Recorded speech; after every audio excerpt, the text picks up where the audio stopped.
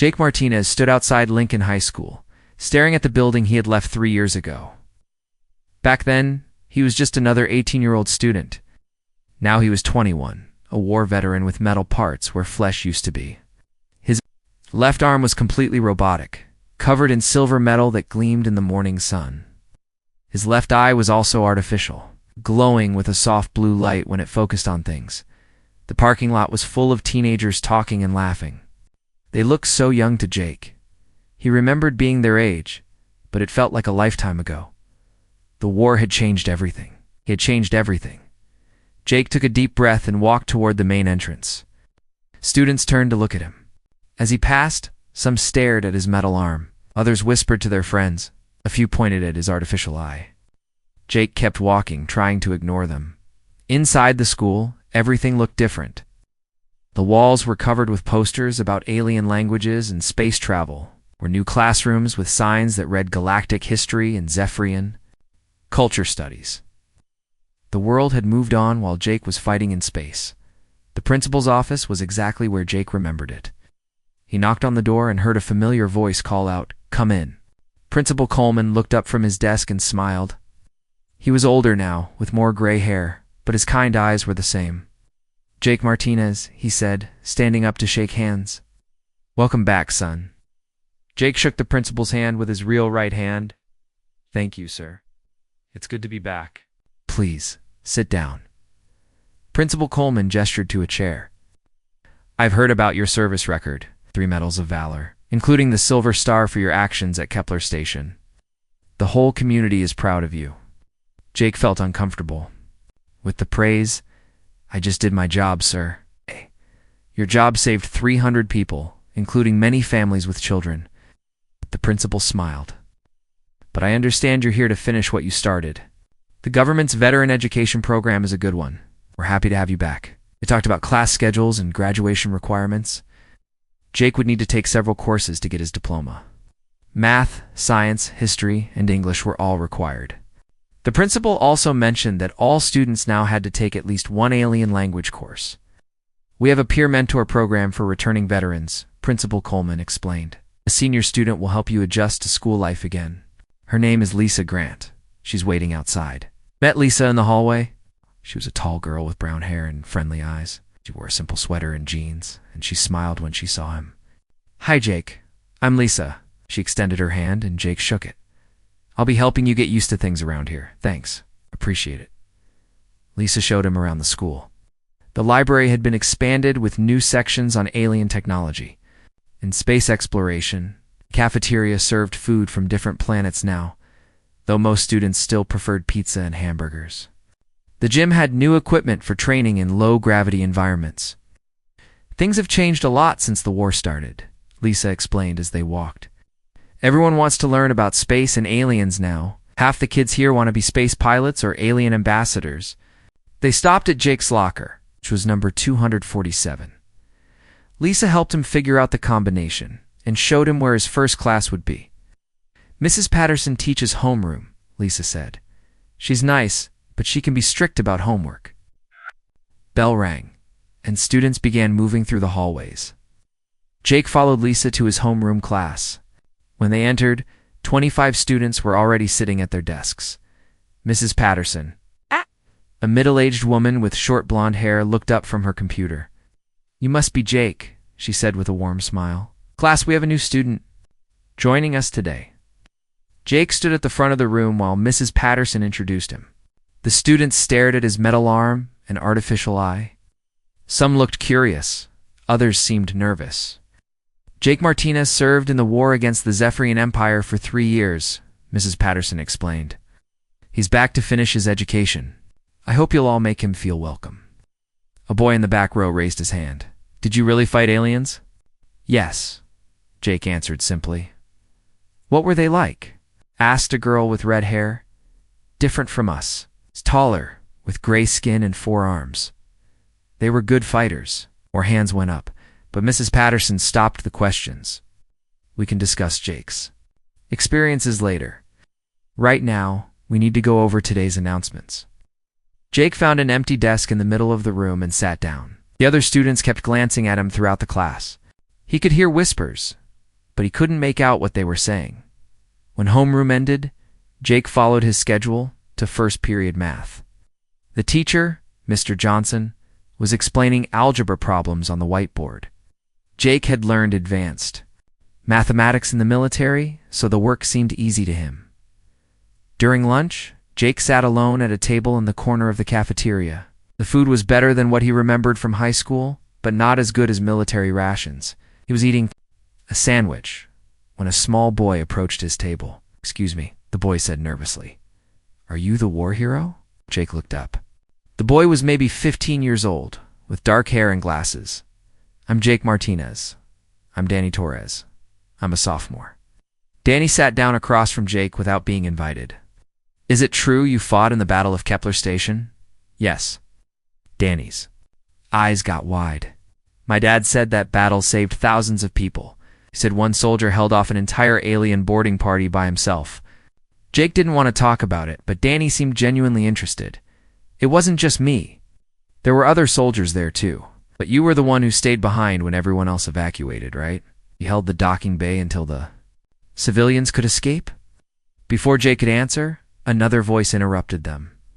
"Look what we have here. The baby soldier is making friends." Jake looked up to see 3 older students standing near their table. The one in front was tall and muscular, with blonde hair and an arrogant smile. His name tag from some school activity read Craig Morrison. "Shouldn't you be in kindergarten or something?" Craig continued. "Oh wait, I forgot. Went to space to play with laser guns instead of finishing school like a normal person." Danny started to stand up, but Jake put his hand on the boy's shoulder. "It's okay," Jake said quietly. Craig laughed. "See, he knows his place. Come on, guys. Let's leave the children to their lunch." The 3 students walked away, laughing and making jokes. Danny looked angry, but Jake remained calm. "Why didn't you say anything?" Danny asked. "You could have told him about all the things you did in the war." Jake finished his sandwich before answering, "'Cause it wouldn't have mattered. Some people have already made up their minds about who they think I am." By slowly. In each class, Jake had to introduce himself again. The teachers were all polite, but the students had mixed reactions. Some seemed impressed, others looked scared, and a few appeared resentful. His last class was physics with Mr. Peterson. The teacher was explaining how faster-than-light travel worked, but he got several facts wrong. Jake knew this because he had traveled faster than light many times during the war. He raised his hand to make a correction, but Mr. Peterson seemed annoyed by the interruption.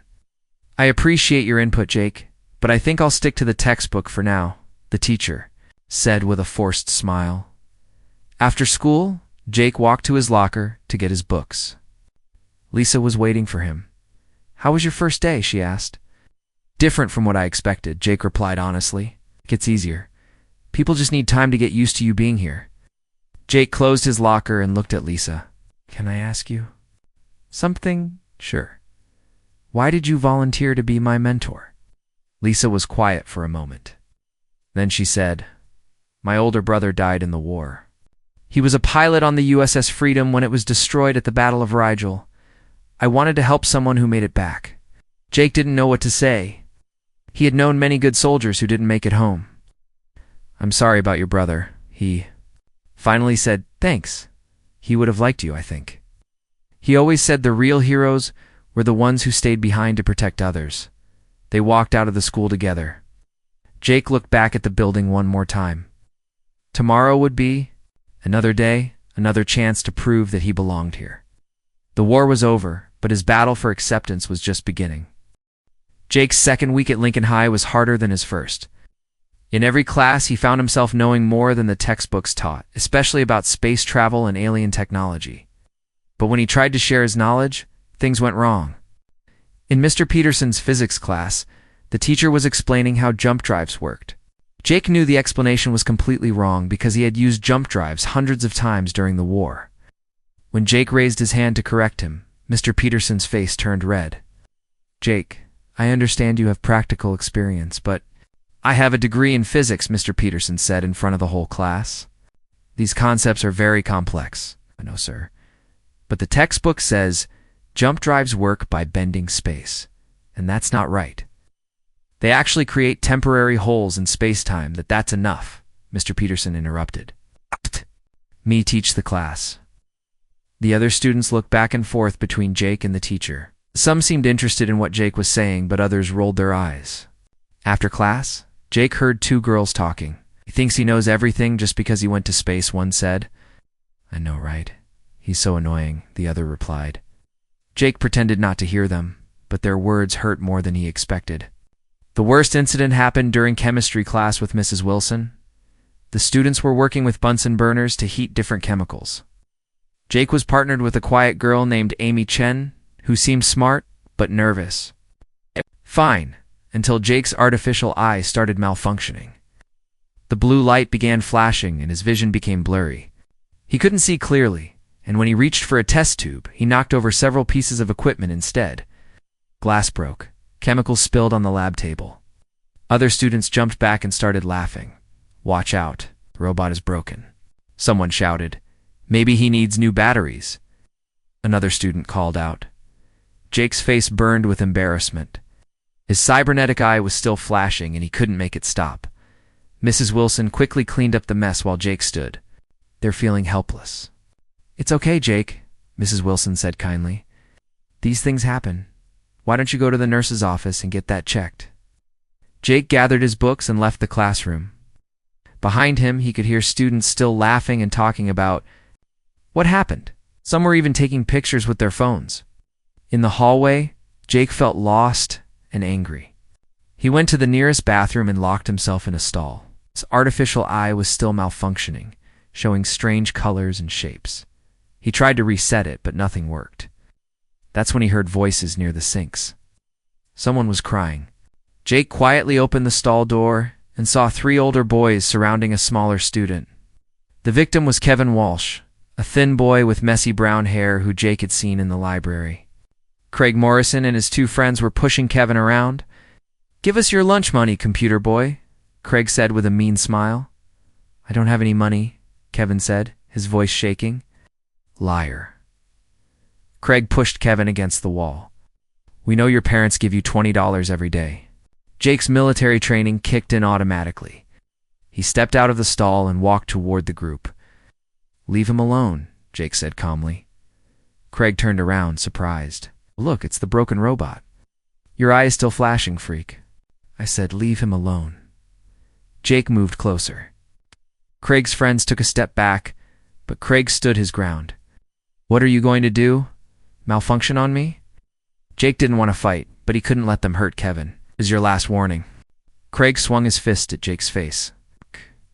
Jake easily dodged the punch and grabbed Craig's wrist. Using a simple combat move, he twisted Craig's arm behind his back and pushed him against the wall. You don't want to do this, Jake said quietly in Craig's ear. Trust me. Craig's two friends ran toward the door, but at that moment, two teachers walked into the bathroom. Mr. Johnson and Coach Martinez saw Jake holding Craig against the wall. What's going on here? Mr. Johnson demanded. Craig immediately started acting like the victim. He attacked me. I was just washing my hands, and he grabbed me. That's not what happened, Kevin said, but his voice was so quiet the teachers barely heard him. Jake, let him go right now, Coach Martinez ordered. Jake released Craig, who rubbed his arm and continued complaining. He's crazy. Look at his eye. It's flashing like some kind of weapon. Both teachers looked at Jake suspiciously. It was artificial. I was indeed still malfunctioning, which made him look threatening. Kevin, what did you see? Mr. Johnson asked. Kevin looked scared.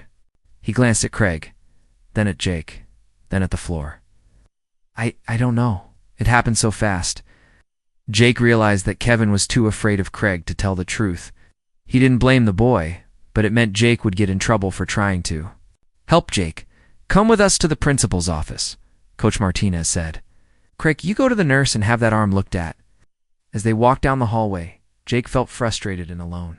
I had tried to do the right thing, but now he was the one getting punished. Students stared at him as he passed, and he could hear them whispering about the bathroom incident.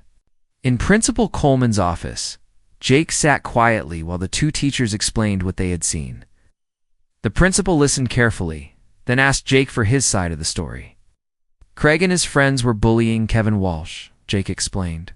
They were trying to take his lunch money. I asked them to stop, and Craig tried to hit me. Did you use force against Craig? Principal Coleman asked.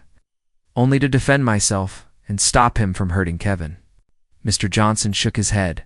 Jake, we didn't see any bullying. We only saw you holding Craig against the wall, because you arrived after it started, Jake said, trying to stay calm. Your eye was malfunctioning, Coach Martinez added. It was flashing and looked very intimidating. Maybe you misunderstood what was happening. Jake felt his anger rising. They thought his artificial eye made him see things that weren't there. They thought he was the problem. I know what I saw, Jake said firmly. Principal Coleman sighed.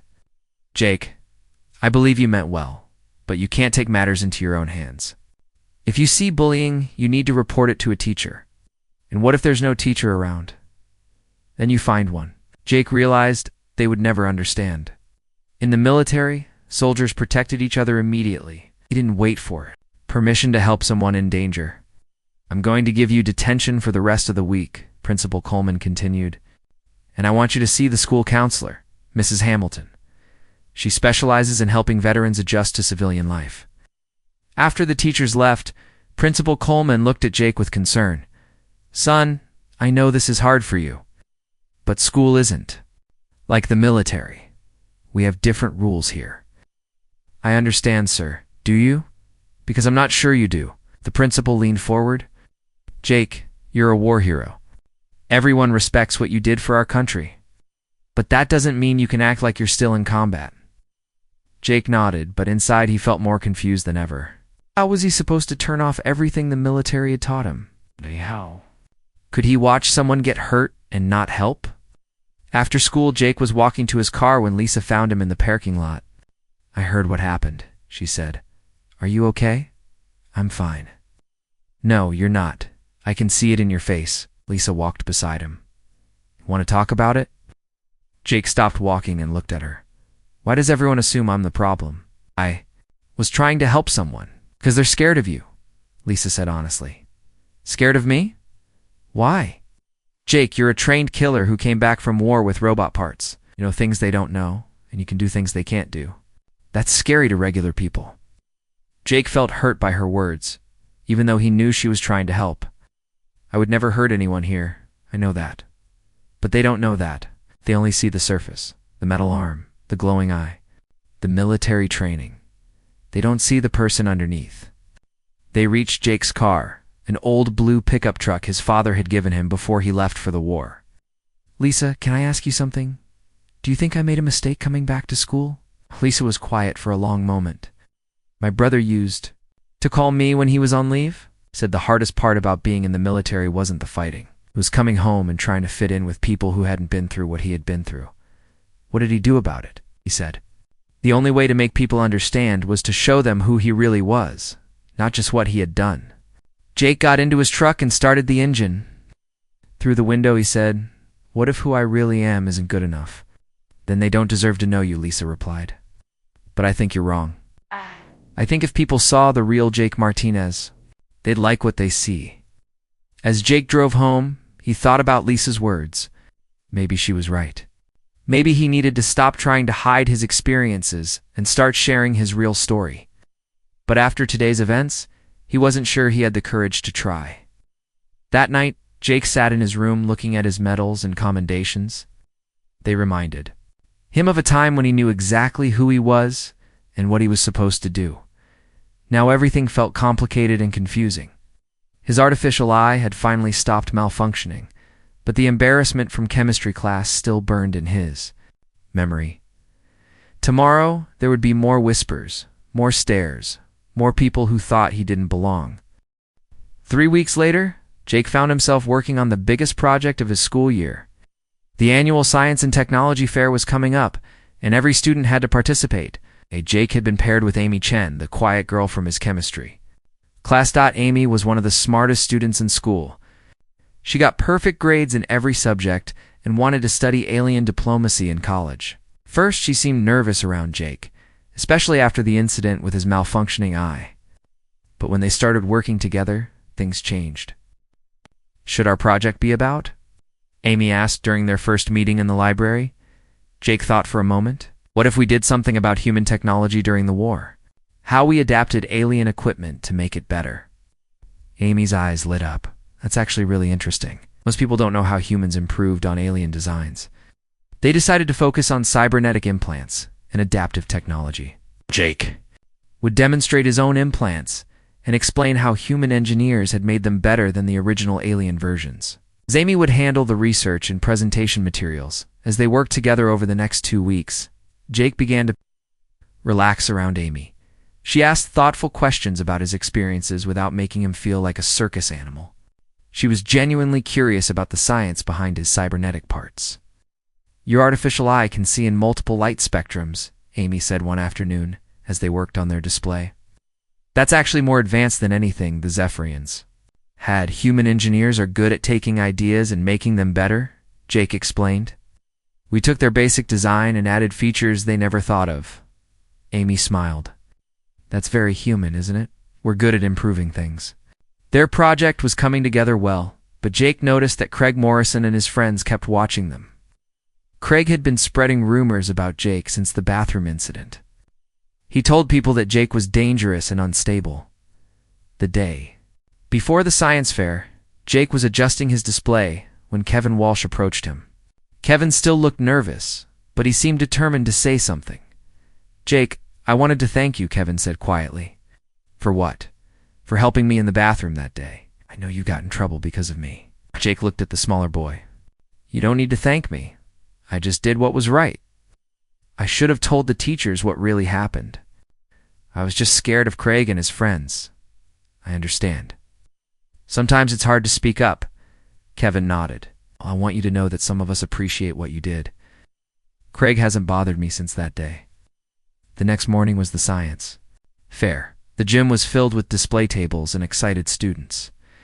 Parents, teachers, and local community members walked around looking at projects.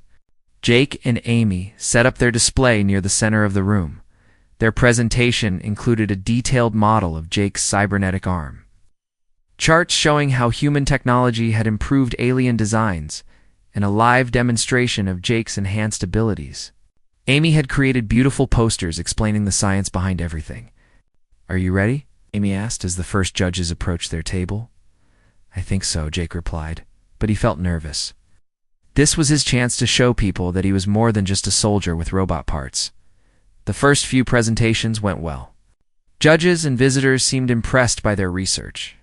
Jake demonstrated how his artificial eye could switch between different vision modes, and Amy explained the engineering principles behind each enhancement. Then Craig Morrison appeared with 2 of his friends. They pretended to be interested in the project, asking questions and taking pictures. Jake felt suspicious, but he answered their questions politely.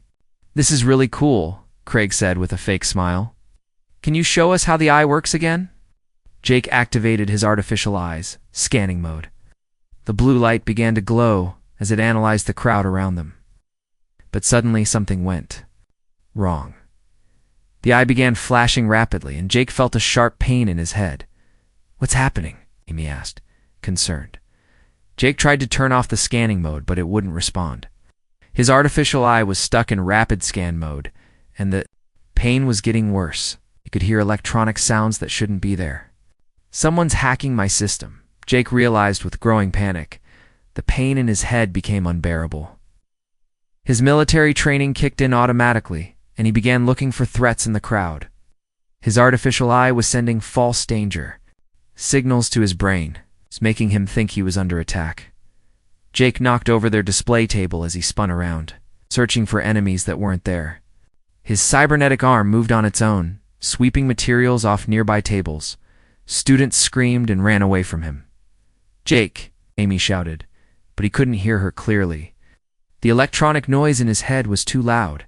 His artificial eyes showed him targets everywhere. Red warning symbols appeared over innocent students and parents. His combat programming was trying to activate. It's telling him to neutralize the threats. Jake fell to his knees, holding his head with his real hand. He was having a panic attack combined with a cybernetic malfunction. The gym felt like a battlefield, full of enemies and danger. Some students were filming him with their phones, laughing and making jokes about the broken robot. Others looked scared and moved away from him.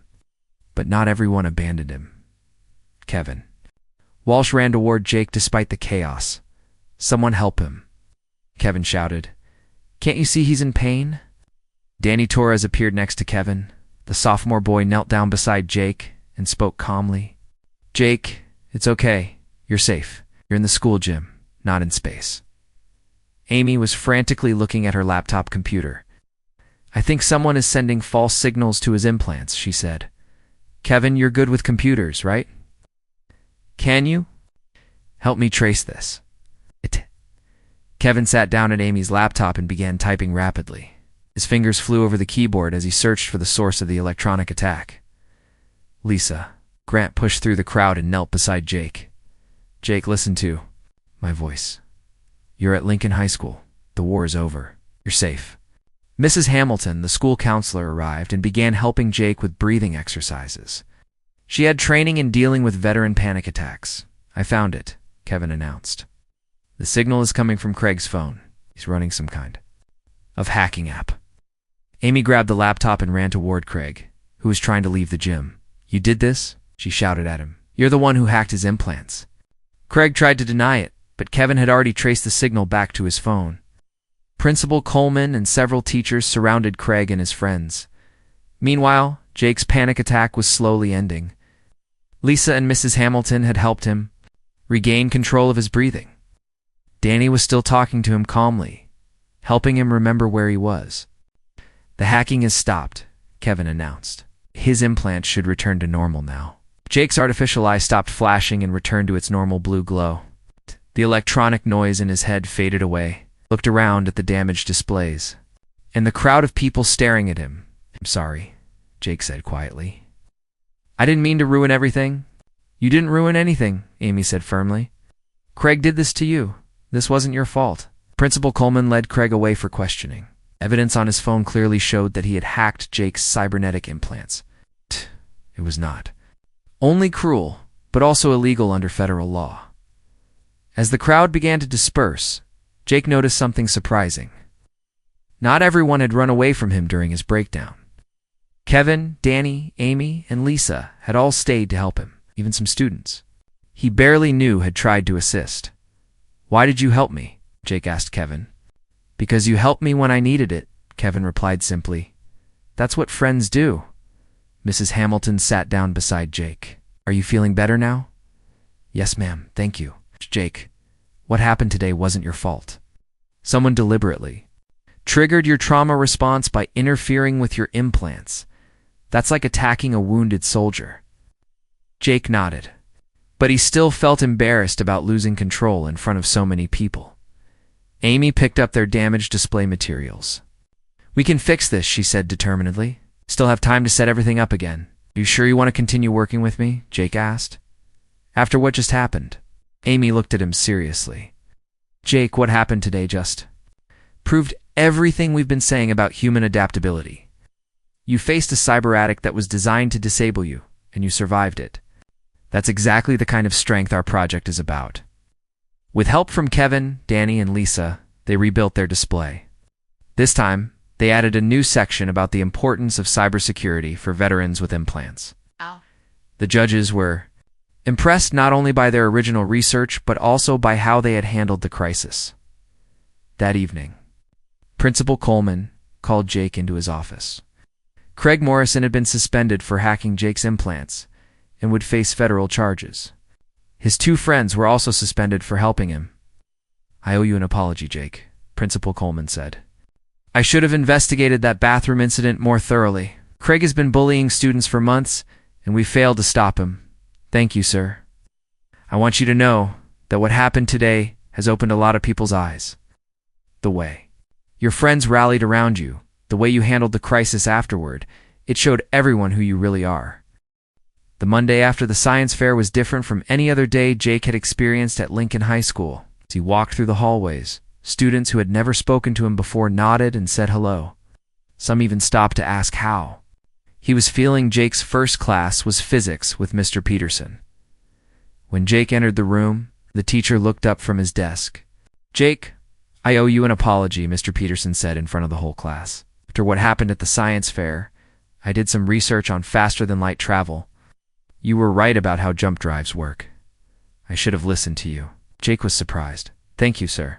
From now on, I'd like you to share your practical knowledge with the class. We can all learn from your experiences. During lunch, Jake's usual table was no longer empty. Kevin Walsh sat down first, followed by Danny Torres, then Amy Chen, and Lisa Grant. Soon, other students joined them. Jake, can I ask you something? Said a girl named Beth Rogers. My cousin is thinking about joining the Space Force. What's it really like? Jake thought carefully before answering. It's hard. It's really hard. You see things and do things that change you forever. But you also meet the best people in the universe, and you learn that humans are stronger than we think. Do you ever regret it? Asked another student. No, Jake said honestly. I regret some of the things I had to do, but I don't regret serving. Someone had to protect Earth and the colonies. I'm glad I could help. Word spread quickly about Jake's honest answers. Soon, students were approaching him every day with questions about military service, space travel, and dealing with difficult situations. Jake found himself becoming an unofficial mentor to younger students. 2 weeks later, Principal Coleman called Jake to his office again. This time, the news was good. Jake, we've had several requests from students and parents about starting some kind of program where you could share your experiences more formally. Would you be interested in leading an after-school group? What kind of group? Something focused on leadership, conflict resolution, and self-defense. Not military training, but life skills that could help students handle difficult situations. Jake thought about it. I'd like that, sir, but I want to make sure it's not about fighting. I want to teach students how to solve problems without violence. That's exactly what we had in mind. The program started with just 5 students, Kevin, Danny, and 3 others who had heard about Jake's story. They met in the school gym twice a week after classes ended. Jake taught them basic self-defense, but he spent more time on conflict resolution and standing up for others. He shared stories from his military service, but he focused on the lessons about teamwork, leadership, and protecting people who couldn't protect themselves. The most important thing I learned in the war, Jake told his students one afternoon, is that real strength isn't about being able to hurt people. It's about being willing to help them, even when it's difficult or dangerous. Kevin raised his hand. Is that why you helped me in the bathroom that day? Yes, and it's why you helped me during the science fair. We protect each other. That's what humans do.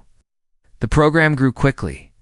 Within a month, 15 students were attending regularly. Parents began asking Jake to speak at community events. About his experiences and the lessons he was teaching, Amy continued to be one of Jake's closest friends. Their science fair project had won first place, and they were now working together on college applications. Amy was still planning to study alien diplomacy, while Jake had decided to pursue engineering with a focus on peaceful applications of military technology.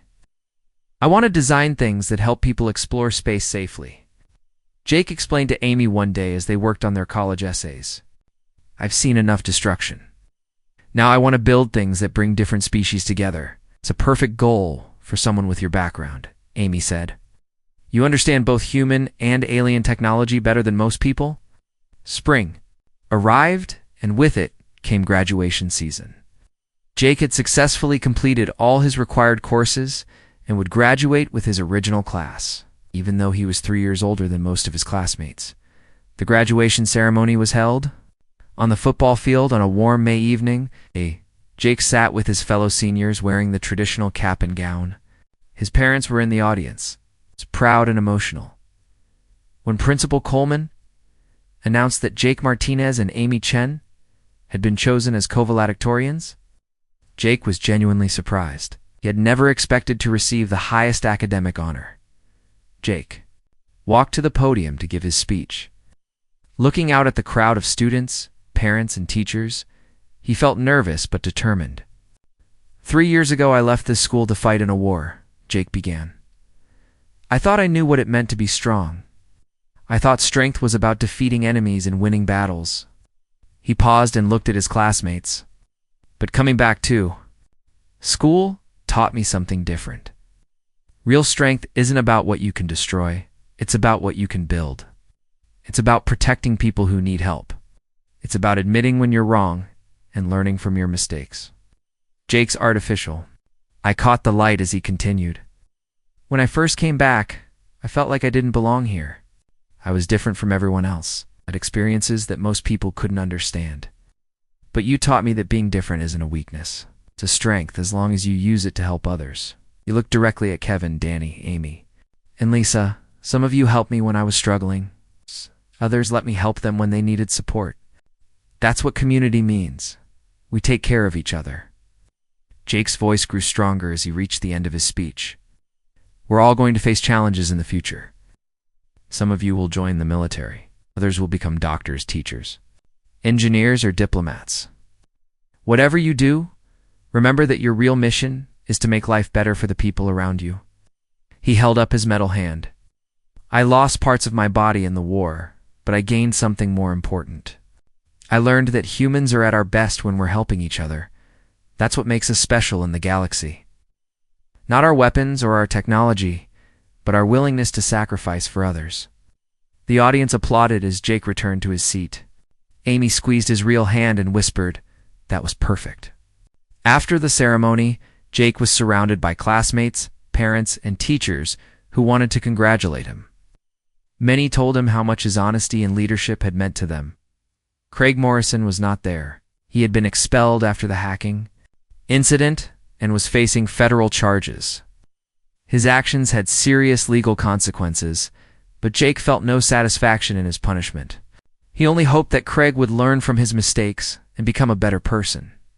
As the crowd began to disperse, Jake found himself standing with his original group of friends, Kevin, Danny, Amy, and Lisa. "So what's next?"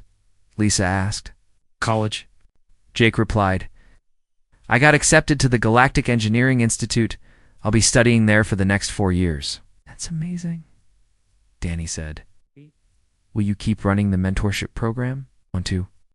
Principal Coleman said I can come back and work with students who need help adjusting to school, especially other veterans.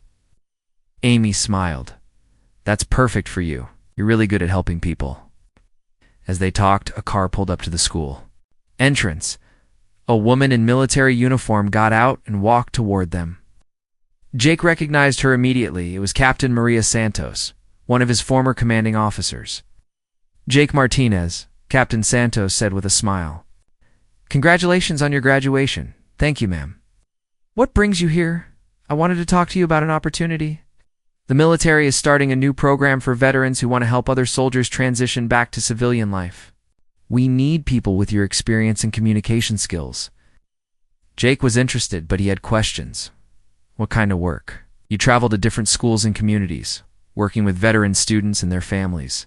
You'd help them adjust to civilian life and find their new purpose, just like you did." Jake looked at his friends, then back at Captain Santos. "I'd like to learn more about it." "Good. Here's my contact information. Think about it and call me when you're ready." After Captain Santos left, Jake's friends gathered around him again. "You going to do it?" Kevin asked. "I think so," Jake replied. "It sounds like a way to help people on a larger scale. You'd be perfect for that job," Amy said. "You understand what veterans go through better than anyone." As the evening ended and his friends went home with their families, Jake stood alone in the school parking lot, looking up at the stars. 3 years ago, he had left Earth as an angry teenager looking for adventure. He had returned as a wounded veteran trying to find his place in the world. Now he was leaving again, but this time as someone with a clear mission. He would use his experiences to help other veterans find their way home. Just as his friends had helped him find his, Jake got into his truck and drove toward his family's house. Tomorrow, he would start preparing for college and his new role as a mentor. The war was over, but his service to others was just beginning.